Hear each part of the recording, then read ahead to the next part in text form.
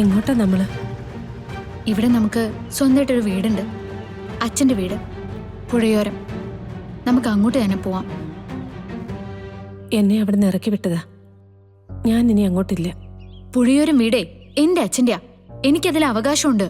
എനിക്ക് അവകാശമുണ്ടെന്ന് പറഞ്ഞാ അത് അമ്മയ്ക്കും കൂടി ഉള്ളതാ. നമ്മൾ അങ്ങോട്ട് തന്നെ പോവും, അതിലൊരു മാറ്റമില്ല. അമ്മയ്ക്ക് ഒരു കാര്യം പറയാനുണ്ട്.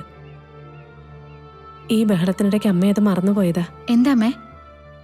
അത് വിവാഹ നിശ്ചയത്തിന്റെ തലേ ദിവസം ശ്രീനിവാസ് സാറ് ഞാൻ എൻ്റെ ജീവിതത്തിൽ ഏറ്റവും കൂടുതൽ സന്തോഷിക്കുന്ന ദിവസം എന്ന് ചെയ്തു തീർക്കാനുള്ള വലിയൊരു കടമ ഞാൻ ചെയ്തു തീർത്തിരിക്കുന്നു. അതെന്താ?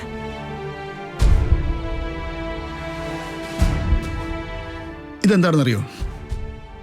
എനിക്കുള്ള സകല വസ്തുവകകളും ഇഷ്ടമുള്ള പേരിലേക്ക് മാറ്റി എഴുതിയിരിക്കുന്ന പ്രമാണ. നിശ്ചയം കഴിയും വരെ രഹസ്യമാക്കി വെക്കണമെന്ന് പറഞ്ഞതുകൊണ്ട് ഞാനത് പാലിച്ചു. പിന്നെ നടന്നതൊക്കെ ഒരു കോലാഹലമായിരുന്നല്ലോ. അതിനിടയിൽ എനിക്ക് ഇതോർക്കാനോ പറയാനോ സമയം കിട്ടിയില്ല. അമ്മേ, അച്ഛൻ്റെ മോൾക്ക് വേണ്ടി ഇത് ചെയ്തത് കൃത്യസമയത്താ. എഴുതി വെച്ച പ്രമാണം അനുസരിച്ച് പുഴയോരം വീട് എന്റേതും അമ്മയുടേതും കൂടിയാ. അച്ഛനെ ദ്രോഹിക്കാനും ഇല്ലാതാക്കാനും നോക്കിയവര് ഇനി ആ വീട്ടിലുണ്ടാവാൻ പാടില്ല. നമ്മൾ ചെല്ലുന്നത് അവിടെ താമസിക്കാൻ വേണ്ടി മാത്രമല്ല, അവിടെ താമസിക്കാൻ യോഗ്യതയില്ലാത്തവരെ പുറത്താക്കാനും കൂടിയാ. ശ്രീനിവാസ് സാറിനോട് ഇത്രയൊക്കെ ചെയ്തവര് നമ്മളോട് എങ്ങനെയായിരിക്കും? എന്തു നേരിടാനുള്ള ധൈര്യം ഇപ്പൊ എനിക്കുണ്ട്. ആ വീടും പറമ്പും നമ്മുടെ പേരിലാണെങ്കിൽ അച്ഛനെ ചതിച്ചവരെ അവിടെ തുടരാൻ ഞാൻ അനുവദിക്കില്ല. അമ്മ നടക്ക്.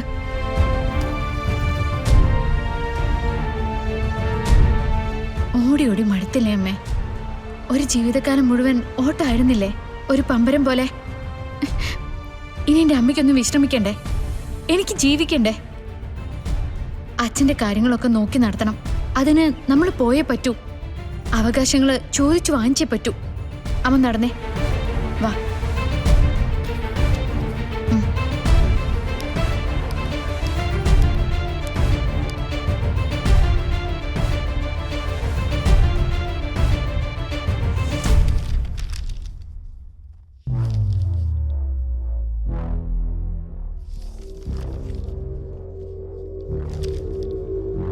മമ്മിയുടെ മമ്മി എവിടെയെന്ന്? എന്താ മോളെ?